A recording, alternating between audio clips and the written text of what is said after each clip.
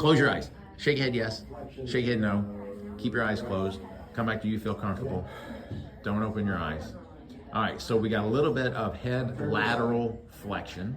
We can see that his right shoulder is a little bit lower than his left shoulder. If we go down and look at the hands, they're pretty even. We're looking for pronated and supinated, and they're not showing up there, okay? If we come over here and look for a flexed or extended shoulder, not happening, okay? Mid-back, still straight, all that looks good. So if we come around to the other side, just to see, same thing over here. So that looks good. All right, so turn that way. Yep. Here, I'm gonna look at the scapula. So I'm gonna look at the scapula. And so we're gonna go up here. So his left scapula is higher than his right scapula. So we got this one high and this one low, okay? And we come in. So if we look at this, that's actually pretty even. So I wouldn't say anything there. On those sides, kind of see how we got a little bit of an upward rotated scapula this way. And if we go this way, that one's pretty even. So that side's pretty even, but that's kind of an upward rotated on that side.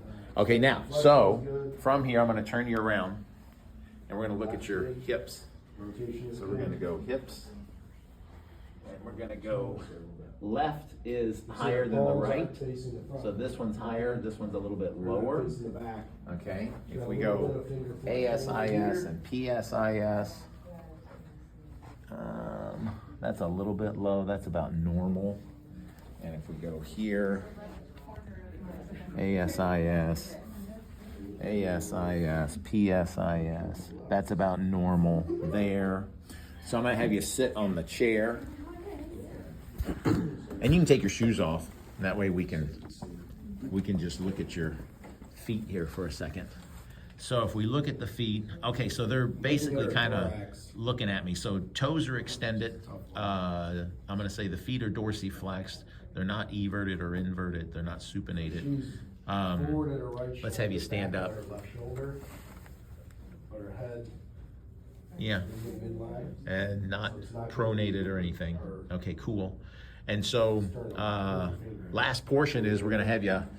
We could probably do it with you sitting there, and I'm gonna look at your knees. Oh.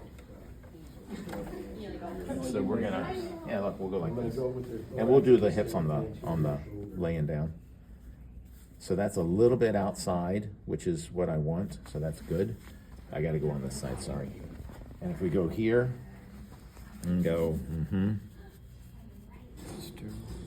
That's about, I'm not going to call either one of those. That looks good. Cool. Nice. And then, and then if we lay down and look at thorax thing in the brain. That one you can't see from here. Let me look at your hands. So if we look at the fingers, so actually not too bad. We may have a little bit of finger flexion. The thumbs are not abducted or anything. They look actually kind of normal. If we come over here, maybe a little bit of thumb extension on that.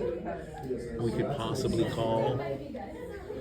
Maybe a little bit of thumb extension right there. We may go finger flexion on that side. Okay.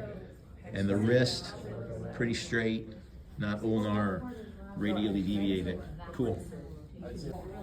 And so I'm just going to check the back of the leg, see if he's extended or.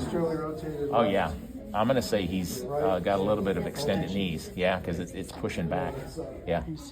Once we input the postures, all we do is hit calculate, and the brain will either give us the nerve issue that needs to be adjusted, or it'll give us symptoms if it's trying to differentiate between two nerves. And this person actually had carpal tunnel type symptoms. So we click on carpal tunnel and then go down and hit calculate or submit. And it tells us C6 is the primary and S1 is the secondary. There's an extra specific treatment you can do along with the adjustment. And it also gives you strengthening exercises, and it gives you what muscles actually need to, it prioritizes what needs to be strengthened for this particular person. And that is the eval, and that's about how long an eval takes, is about 4 minutes or so. And then the brain tells you exactly what needs to be done.